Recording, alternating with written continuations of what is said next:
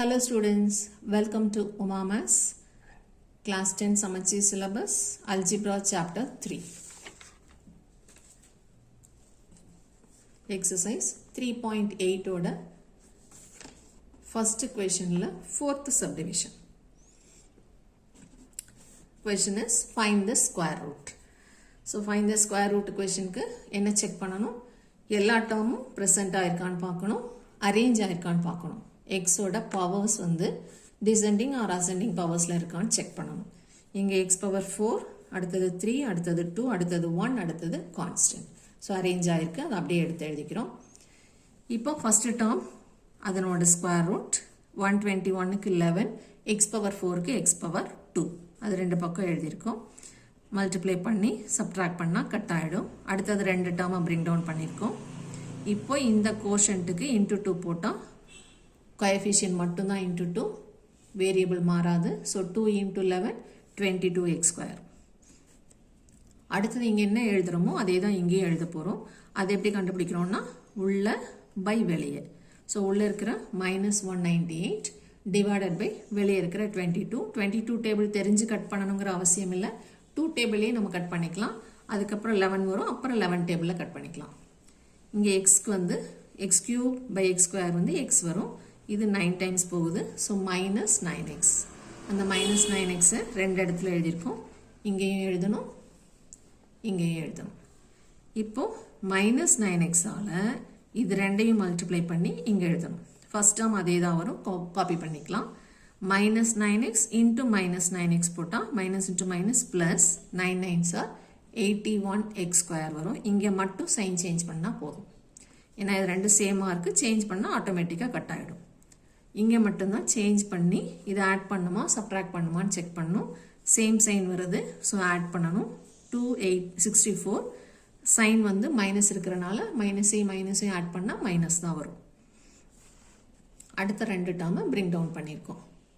இப்போ இதுக்கு new divisor வேணும். அந்த டிவைசர்லாம் அதோட முடிஞ்சிருச்சு. ஸோ இப்போ இதெல்லாம் பார்க்கவே கூடாது. இங்கே எழுதுகிற நியூ டிவைசர் எப்படி எழுதணும்? இந்த ரெண்டு கோஷன்ட் தான் இப்போ நம்ம எழுதியிருப்போம். அதுக்கு மல்டிப்ளை பை 2 இன்ட்டு 2 போடணும். So coefficient 11 into 2 22x square. இது x அப்படியே தான் இருக்கும். 9 into 2 -18x வரும். இப்போ இங்கே அடுத்து எழுதுகிற நம்பர் அதே தான் நம்ம இங்கேயும் அடுத்து எழுத போகிறோம். அது எப்படி கண்டுபிடிக்கிறோம்னா உள்ளே இருக்கிற ஃபஸ்ட்டு பை வெளியே இருக்கிற ஃபஸ்ட்டு. இங்கே மைனஸ் வர்றதுனால ஆட்டோமேட்டிக்காக இங்கேயும் நம்ம மைனஸ் போட்டுக்கணும். இப்போ 264 by 22. இங்கேயும் கஷ்டப்பட்டு 22 டேபிள் சொல்ல தேவையில்ல. 2 டேபிளில் கட் பண்ணிவிட்டு அப்புறம் 11 டேபிளில் கட் பண்ணிக்கலாம். 12 வரும். அந்த 12 இங்கேயும் போடணும், இங்கேயும் போடணும். இப்போ இந்த -12ஆல் இது மூணையும் மல்டிப்ளை பண்ணி எழுதினா கீழே மேலே இருக்கிற அதே டேர்ம்ஸ் தான் கீழே வரும். சைனும் சேம் சைன் தான் வரும். அப்போ தான் சைன் மாற்றும் போது எல்லாமே கேன்சல் ஆகும். So remainder is 0. therefore square root of the question is equal to modulus of the quotient.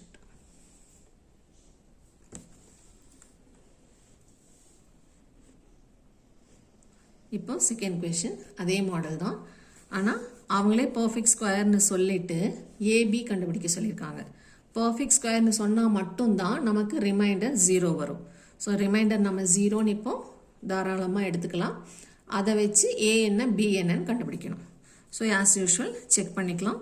Power 4, power 3, power 2, power 1 and constant ஆர்டராக இருக்குது. 4x பவர் 4ஓட ஸ்கொயர் ரூட் 2x ஸ்கொயர், இங்கேயும் 2x ஸ்கொயர். மல்டிப்ளை பண்ணால் first term அதே தான் வரும். அடுத்த ரெண்டை பிரிங் டவுன் பண்ணியிருக்கிறோம். இப்போ நியூ டிவைஸருக்கு இதுக்கு இன்ட்டு 2 போட்டிருக்கிறோம். கோஎஃபிஷியன்ட் மட்டும்தான் 4 ஆகும். இந்த 2 அப்படியே தான் இருக்கும். So 4x square. இங்கே எழுதுகிற டேர்மை தான் இங்கே எழுத போகிறோம். அதுக்கு என்ன பண்ணணும்? ஃபஸ்ட்டு பை ஃபஸ்ட்டு, உள்ளே இருக்கிற ஃபஸ்ட்டு பை வெளியே இருக்கிற ஃபஸ்ட்டு. ஸோ -12x கியூபை 4x ஸ்கொயரால் டிவைட் பண்ணால் -3x வரும். அதை இங்கேயும் எழுதணும், மேலேயும் எழுதணும். இப்போ அந்த -3x புதுசாக என்ன எழுதணுமோ அதால் இது ரெண்டையும் மல்டிப்ளை பண்ணி இங்கே எழுதணும். ஃபஸ்ட்டுக்கு அதே தான் காப்பி பண்ணிக்கலாம். செகண்டுக்கு minus into minus plus 3 3s 9x square. இப்போ சைன் இங்கே மட்டும் மாற்றினா போதும், ப்ளஸ் மைனஸ் ஆகிடும். மாறி மாறி வந்தால் சப்ட்ராக்ட் பண்ணுவோம். ஸோ 37ல் 9 போனால் 28x ஸ்கொயர். மீதி ரெண்டு டேர்மையும் பிரிங் டவுன் பண்ணியிருக்கோம். இப்போது தேர்ட் டிவைஸருக்கு இங்கே எழுதியிருக்கிற ரெண்டு கோஷன்ட்டை இன்ட்டு 2 போடணும். ஸோ இது 2 2s are 4, இது 2 3s are 6. 4x square minus 6x variable அதே தான் வரும். இங்கே எழுதுகிற தேர்ட் நம்பர் வந்து உள்ளே இருக்கிற ஃபர்ஸ்ட் டேர்ம் பை வெளியே இருக்கிற ஃபர்ஸ்ட் டேர்ம். ஸோ அதை டிவைட் பண்ணால் 7 வருது. இங்கே ப்ளஸ் சைன் இருக்கிறனால இங்கேயும் ப்ளஸ் தான் வரும். இங்கேயும் 7 போடுறோம், இங்கேயும் 7 போடுறோம். இந்த 7ஆல் இது 3ஐயும் மல்டிப்ளை பண்ணி இங்கே எழுதணும். இப்போ போன சம்மில் மேலே இருக்கிற அதே தான் கீழே வரும் நமக்கு தெரியும். ஸோ காப்பி பண்ணிக்கலாம். பட் இங்கே அப்படி காப்பி பண்ண முடியாது. ஏன்னா மேலே ஏபின்னு இருக்குது, அது ரெண்டும் அன்னோன். ஸோ நம்ம தான் இப்போ கண்டுபிடிக்கணும். அதனால் மேலே இந்த 7ஆல் இந்த 3ஐயும் மல்டிப்ளை பண்ணி நம்ம இங்கே எழுதணும். So 7 4s are 28x square, 7 into minus 6 minus 42x, 7 into 7 49. So இந்த 7ஆல் இது 3ஐயும் மல்டிப்ளை பண்ணி லைக் டேர்ம்ஸ்க்கு கீழே அரேஞ்ச் பண்ணிக்கணும். இப்போது 28க்கு நேராக 28 இருக்குது. அப்போ தான் சைன் மாற்றும் போது இது மைனஸ் ஆகி கேன்சல் ஆகும். அதே மாதிரி இங்கேயும் நேருக்கு நேராக ஒரே டேர்ம் தான் இருக்கணும் வித் சேம் சைன்.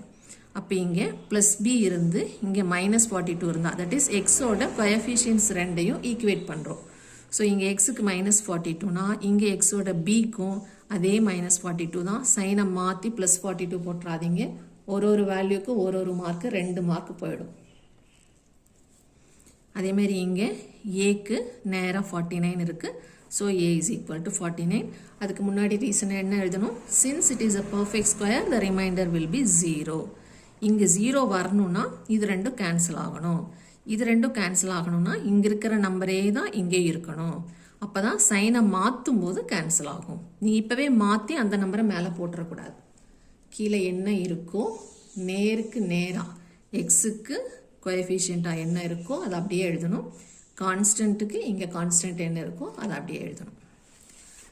அடுத்த கொஷின் அதே மாடல். இங்கே ஏபி முன்னாடி இருக்குது. ஸோ இதை நம்ம பின்னாடி கொண்டு போய் தான் கண்டுபிடிக்க முடியும். ஏன்னா ஃபஸ்ட்டு டேர்ம் அன்னோனாக இருந்தால் கண்டுபிடிக்க முடியாது. ஸோ இந்த டிசெண்டிங் பவரில் இருக்கிறத நம்ம அசெண்டிங் பவரில் மாற்றி எழுதிக்கிறோம். So constant x power 1 2 3 4. இப்போ 100ஓட ஸ்கொயர் ரூட் 10 10s are 100. அடுத்த ரெண்டை பிரிங் டவுன் பண்ணியிருக்கோம். இந்த 10க்கு இன்ட்டு 2 போட்டால் 20. அடுத்தது என்ன எழுதணுமோ அதுக்கு உள்ளே இருக்கிற ஃபஸ்ட்டு பை வெளியே இருக்கிற ஃபஸ்ட்டு போடுறோம்.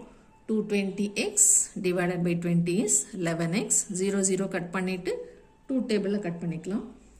அந்த 11xஐ ரெண்டு இடத்துல போடணும். இங்கேயும் போடணும், இங்கேயும் போடணும். இப்போ இந்த 11ஆல் இந்த 11ஐ மல்டிப்ளை பண்ணி இங்கே ரெண்டாவதாக எழுதணும். 121x square. ஏன்னா ஃபஸ்ட்டாக இருக்கிறது அதே தான் வரும். இங்கே மட்டும் சைன் சேஞ்ச் பண்ணால் போதும். ஆப்போசிட் சைன்கனால சப்ட்ராக்ட் பண்ணால் 240x ஸ்கொயர். இது ரெண்டையும் அப்படியே பிரிங் டவுன் பண்ணிக்கணும். இப்போது தேர்டு டிவைசர், அதுக்கு இது ரெண்டு மட்டும்தான் ஏற்கனவே எழுதியிருப்போம். அதுக்கு இன்ட்டு 2 போட்டால் 2 into 10 20, 2 into 11 22x. இங்கே எழுதுகிற தேர்ட் நம்பருக்கு இந்த ஃபஸ்ட்டு பை இந்த ஃபஸ்ட்டு போடணும். So 240x square by 20 is 12x square. இந்த ப்ளஸ் 12x ஸ்கொயரை இங்கேயும் போடணும், இங்கேயும் போடணும். இந்த புதுசாக போட்ட 12x ஸ்கொயரால் இது மூணையுமே இப்போ மல்டிப்ளை பண்ணி இங்கே போடணும். So 12 into 20 240x square. Variable அப்படியே தான் இருக்கும். 12 into 20 240. அடுத்தது 12 into 22 264. வேரியபிள் அதே தான் வரும். 12 into 12 144. x square into x square x power 4 அதே தான் வரும். இப்போ என்ன பண்ணுறோம்? கோஎஃபிஷியன்ஸை ஈக்குவேட் பண்ணுறோம். ஏன்னா இட் இஸ் அ பர்ஃபெக்ட் ஸ்கொயர்னு சொல்லியிருக்கான். So remainder will be 0. இங்கே 0 வரணும்னா இது ரெண்டும் சேமாக இருக்கணும். So equating the coefficients of x cube. இந்த கோஎஃபிஷியன்ட் வந்து b. இங்கே இருக்கிற எக்ஸ் கியூபோட coefficient 264. So b equal to 264. அதேமாதிரி இங்கே a இஸ் ஈக்குவல் டு 144.